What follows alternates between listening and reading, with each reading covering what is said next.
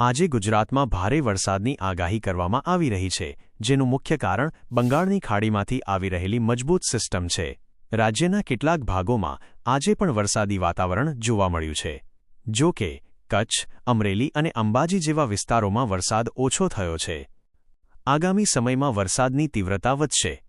હવામાન નિષ્ણાત અંબાલાલ પટેલના જણાવ્યા મુજબ બંગાળની ખાડીમાંથી આવતી મોટી સિસ્ટમ ઉપરાંત ઉપરી હવાના પરિભ્રમણ અને દરિયાઈ પરિબળોને કારણે આગામી સમયમાં વરસાદની તીવ્રતા વધશે. 15 ઓગસ્ટ રાજ્યના ઘણા ભાગોમાં વરસાદી ઝાપટા પડવાની શક્યતા છે.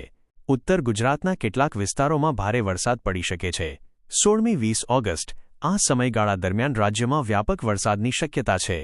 27 ઓગસ્ટ સુધી રાજ્યના ઘણા વિસ્તારોમાં પૂર આવવાની શક્યતા છે. કયા વિસ્તારોમાં ભારે વરસાદની શક્યતા? દક્ષિણ સૌરાષ્ટ્ર કેટલાક ભાગોમાં 12 ઇંચથી વધુ વરસાદ પડી શકે છે. દ્વારકા અને પોરબંદર આ વિસ્તારોમાં પણ ભારેથી અતિભારે વરસાદની શક્યતા છે.